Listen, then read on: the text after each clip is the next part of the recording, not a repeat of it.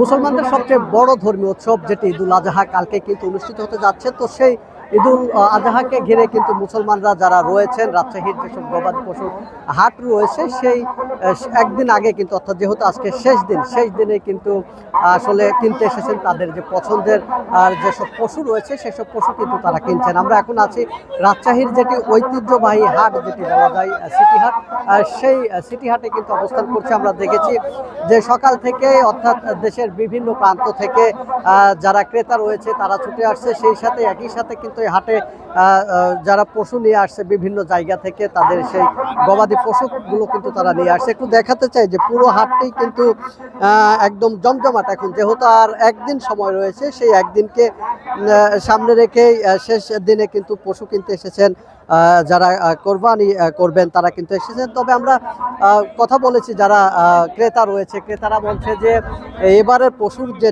দাম সেটি কিন্তু আসলে তুলনামূলকভাবে বেশি, এমনটি কিন্তু তারা বলছে। তবে অপরদিকে যারা বিক্রেতা বা খামারি যারা রয়েছে সেসব খামারিদের সাথে আমরা কথা বলেছি, তারা যেমনটি বলছে যে এবারের গোখাদ্যর যে দাম সেই দাম অনুযায়ী কিন্তু তারা সেই দামগুলো কিন্তু তারা পাচ্ছেন না।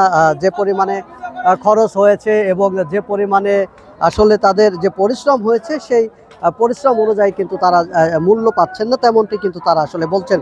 আর এদিকে যারা ব্যবসায়ী রয়েছে এবং হাটের যারা ইজারাদার রয়েছে তাদের সাথে আমরা কথা বলেছি যে বাড়তি যেটি হাসিলের অভিযোগ যেটি ছিল, তারা বলছে যে কোনো ধরনের বাড়তি হাসিল কিন্তু নেওয়া হচ্ছে না। এবং এই প্রেক্ষিতে কিন্তু জেলা প্রশাসক গতকালকে কিন্তু রাজশাহী সিটি হাট পরিদর্শন করেছেন এবং তিনি জানিয়েছেন যে যারা বাড়তি হাসিল নিচ্ছে এমন অভিযোগ যদি আসলে সত্যতা পাওয়া যায় তাহলে তাদের বিরুদ্ধে কিন্তু আসলে প্রয়োজনীয় ব্যবস্থা নেওয়ার কথাও কিন্তু জানিয়েছে। এছাড়া একই সাথে কিন্তু গতকাল র্যাব 5-এর একটি দল কিন্তু অধিনায়ক যিনি রয়েছেন তিনিও কিন্তু এই রাজশাহী সিটি হাট পরিদর্শন করেছেন। তারা বলছে যে ঈদুল আজহাকে ঘিরে যে কোনো ধরনের আসলে অনাকাঙ্ক্ষিত ঘটনা এড়াতে আইন শৃঙ্খলা বাহিনী কিন্তু প্রস্তুত রয়েছে, এমনটিও আসলে জানানো হয়েছে।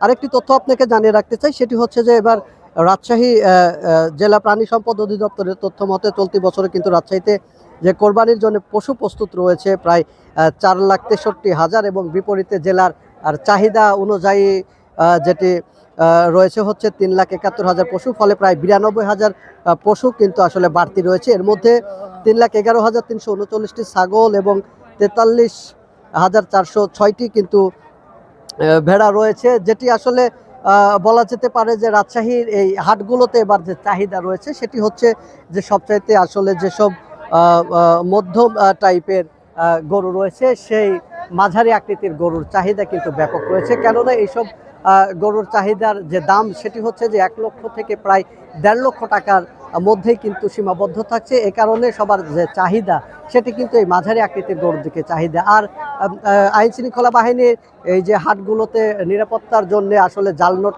শনাক্তের জন্য কিন্তু সেই জাল নোট শনাক্তকারী মেশিনও কিন্তু স্থাপন করা হয়েছে বিভিন্ন জায়গাতে। এবং মলম পাটি যারা রয়েছে এবং পকেটমার সহ যারা ছিনতাইকারী রয়েছে তাদের কিন্তু আসলে রুখে দিতে অর্থাৎ তাদের হাত থেকে সাধারণ ক্রেতা এবং বিক্রেতাদের রক্ষা করার জন্য কিন্তু ব্যাপক পরিমাণে কিন্তু সজাগ রয়েছে আইন শৃঙ্খলা বাহিনী। তো সব মিলিয়ে বলা যেতে পারে রাজশাহীর যে আজকের শেষ দিনের যে হাটের জমজমাট যেটি কেনা বেচা সেটি কিন্তু আসলে চলছে। তো এই ছিল আমার কাছে রাজশাহী থেকে পশুর হাটের সর্বশেষ।